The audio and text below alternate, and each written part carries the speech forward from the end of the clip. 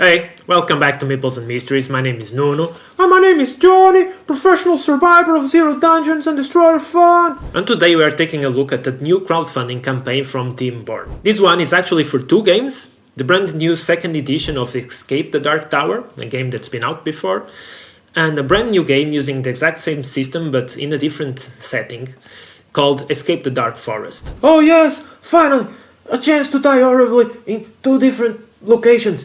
Progress. Let's go.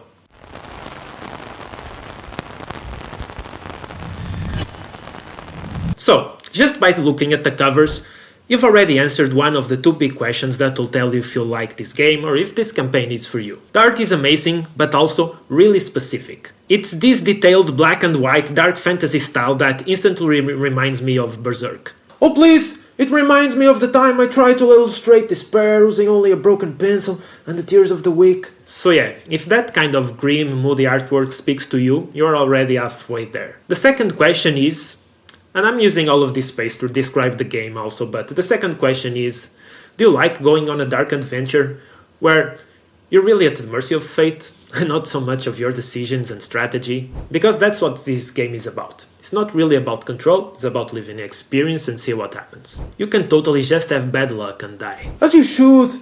Death builds character. Except, well, not in this game because you lose the character when you die, right? Exactly. From what I've seen, and I've not played the first edition, or nor this second one, this game is pretty random. It is less about skill and more about experiencing a story, and seeing what terrible fate awaits you. Sure, you make choices during events and fights, but your path seems to be more up to fate than strategy. So yeah, this is definitely not for everyone. Some wouldn't even call it a game. They would call it an experience or something like that. Like a bad vacation where everybody dies artistically. That's just a Wednesday, man. But that's part of the charm. It's an experience, not a puzzle to solve. So this is definitely, again, not for everybody. But if you're into this might be really cool. Especially if you pair that with art. If you are into atmosphere, tension, and gorgeous art, in case you actually enjoy this art, because this art is also not for everyone.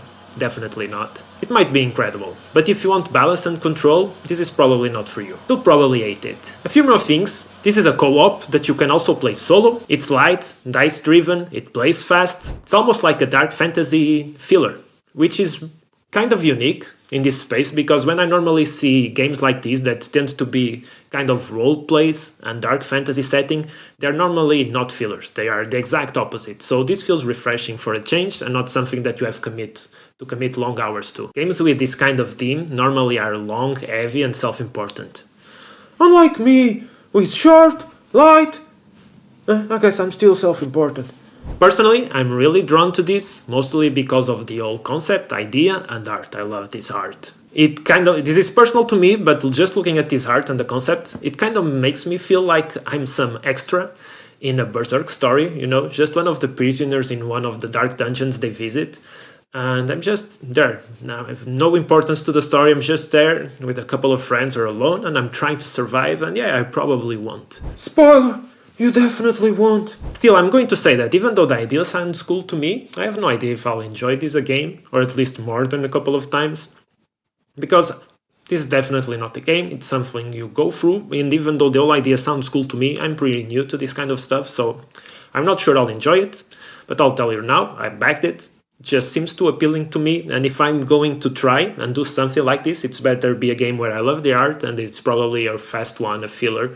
So it's probably going to go better, even if I don't enjoy it that much compared to the other type of game that has this setting, as I said. Also, community-wise, there's some really polarizing views. For example, Jamie Stangmeyer has spoken in a video about this game, how he was really surprised by it, playing it in some party, not knowingly, and was really taken by it. But you have other opinions like Tom Vassell, who totally hated the first edition of this game. So it's pretty polarizing and it's definitely not for everyone. Ah yes, the classic, I'll play this once a year, but the loot box art looks nice pledge. I respect it. I'm always for spending some stupid money. Speaking of which, this is the second edition, so this is not exactly the first game all over again. A lot of people have complained about that game, that they don't enjoy the randomness, and this one and I'm not going to go in depth in here, so you have links below and you can go there and check the page for yourself. But there's a lot of new things and gameplay stuff that will help you be more in control and will have less random stuff happening than the first one. So everything that I was describing was mostly about the first edition. I'm not sure how much this one is going to correct that. It definitely sounds like it will be better, but will it be better enough that people that really don't enjoy this style of game will enjoy it? I'm not sure, so tread carefully if you're not one of those.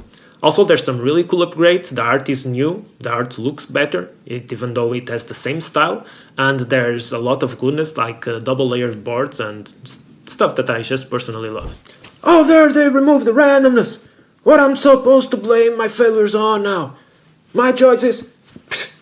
I think price-wise this campaign looks alright. It might seem a bit pricey for a filler game, but remember that this is a kind of an RPG filler game. It's also got double-layered boards and you're actually getting 2 games for the price of 1, which might also not be good, because if you end up not enjoying this, if you're new to this game like me, and if you end up not enjoying, you bought 2 games, but...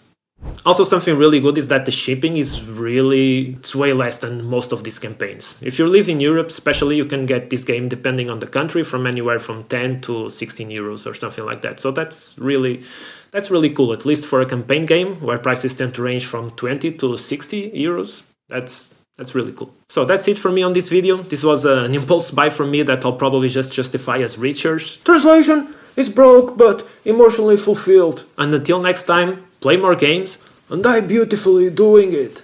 and stay awesome.